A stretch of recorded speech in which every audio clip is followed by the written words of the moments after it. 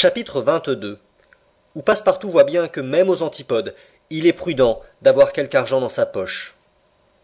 Le Carnatic, ayant quitté Hong Kong le 7 novembre à 6h30 du soir, se dirigeait à toute vapeur vers les terres du Japon. Il emportait un plein chargement de marchandises et de passagers. 2 cabines de l'arrière restaient inoccupées. C'étaient celles qui avaient été retenues pour le compte de Mr. Phileas Fogg.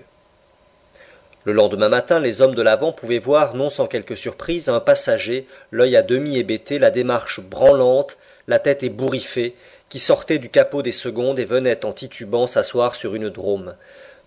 Ce passager, c'était Passepartout en personne. Voici ce qui était arrivé. Quelques instants après que Fix eut quitté la tabagie, 2 garçons avaient enlevé Passepartout profondément endormi et l'avaient couché sur le lit réservé aux fumeurs. Mais 3 heures plus tard, Passepartout, poursuivi jusque dans ses cauchemars par une idée fixe, se réveillait et luttait contre l'action stupéfiante du narcotique. La pensée du devoir non accompli secouait sa torpeur. Il quittait ce lit d'ivrogne et trébuchant, s'appuyant aux murailles, tombant et se relevant, mais toujours et irrésistiblement poussé par une sorte d'instinct, il sortait de la tabagie, criant comme dans un rêve « Le Carnatic, le Carnatic !» Le paquebot était là, fumant, prêt à partir. Passepartout n'avait que quelques pas à faire. Il s'élança sur le pont volant, il franchit la coupée et tomba inanimé à l'avant au moment où le Carnatic larguait ses amarres. Quelques matelots, en gens habitués à ces sortes de scènes, descendirent le pauvre garçon dans une cabine des secondes et Passepartout ne se réveilla que le lendemain matin à 150 milles des terres de la Chine. Voilà donc pourquoi, ce matin-là, Passepartout se trouvait sur le pont du Carnatic et venait humer à pleine gorgée les fraîches brises de la mer. Cet air pur le dégrisa, il commença à rassembler ses idées et n'y parvint pas sans peine. Mais enfin, il se rappela les scènes de la veille, les confidences de Fix, la tabagie, etc. Il est évident, se dit-il, que j'ai été abominablement grisé. Que va dire Mr. Fogg? En tout cas, je n'ai pas manqué le bateau, et c'est le principal. Puis, songeant à Fix, pour celui-là, se dit-il, j'espère bien que nous en sommes débarrassés et qu'il n'a pas osé, après ce qu'il m'a proposé, nous suivre sur le Carnatic. Un inspecteur de police, un détective, aux trousses de mon maître, accusé de ce vol commis à la Banque d'Angleterre. Allons donc. Mr. Fogg est un voleur comme je suis un assassin.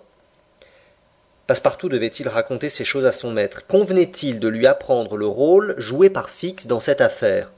Ne ferait-il pas mieux d'attendre son arrivée à Londres pour lui dire qu'un agent de la police métropolitaine l'avait filé autour du monde et pour en rire avec lui? Oui, sans doute.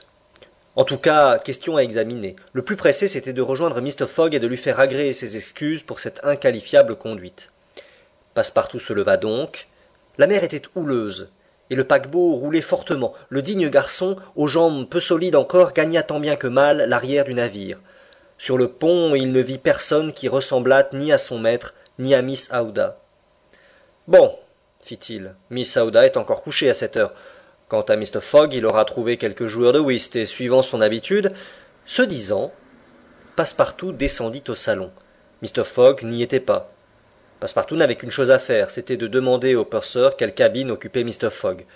Le purser lui répondit qu'il ne connaissait aucun passager de ce nom. « Pardonnez-moi, dit Passepartout en insistant, il s'agit d'un gentleman grand, froid, peu communicatif, accompagné d'une jeune dame. »« Nous n'avons pas de jeune dame à bord, répondit le purser. Au surplus, voici la liste des passagers, vous pouvez la consulter. Passepartout consulta la liste, le nom de son maître n'y figurait pas. Il eut comme un éblouissement, puis une idée lui traversa le cerveau. « Ah ça! Je suis bien sur le Carnatic !» s'écria-t-il.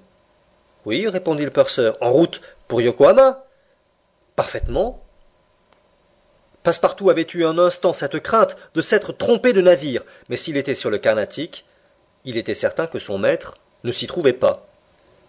Passepartout se laissa tomber sur un fauteuil. C'était un coup de foudre. Et soudain, la lumière se fit en lui. Il se rappela que l'heure du départ du Carnatic avait été avancée, qu'il devait prévenir son maître, et qu'il ne l'avait pas fait. C'était donc sa faute, si Mr. Fogg et Miss Aouda avaient manqué ce départ. Sa faute, oui, mais plus encore celle du traître qui, pour le séparer de son maître, pour retenir celui-ci à Hong Kong, l'avait enivré, car il comprit enfin la manœuvre de l'inspecteur de police. Et maintenant, Mr. Fogg, à coup sûr ruiné, son pari perdu, arrêté, emprisonné peut-être. Passepartout à cette pensée s'arracha les cheveux. Ah! Si jamais Fix lui tombait sous la main, quel règlement de compte! Enfin, Après le premier moment d'accablement, Passepartout reprit son sang-froid et étudia la situation. Elle était peu enviable. Le Français se trouvait en route pour le Japon. Certain d'y arriver, comment en reviendrait-il? Il avait la poche vide. Pas un shilling, pas un penny.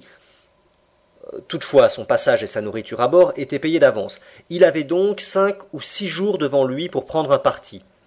S'il mangea et but pendant cette traversée, cela ne saurait se décrire. Il mangea pour son maître, pour Miss Aouda et pour lui-même. Il mangea comme si le Japon où il allait aborder eût été un pays désert, dépourvu de toute substance comestible. Le 13, à la marée du matin, le Carnatic entrait dans le port de Yokohama. Ce point est une relâche importante du Pacifique, où font escale tous les steamers employés au service de la poste et des voyageurs entre l'Amérique du Nord, la Chine, le Japon et les îles de la Malaisie. Yokohama est situé dans la baie même de Yedo, à peu de distance de cette immense ville, seconde capitale de l'Empire japonais, autrefois résidence du Taïkoun, du temps que cet empereur civil existait, et rival de Meako, la grande cité qu'habite le Mikado, empereur ecclésiastique descendant des dieux.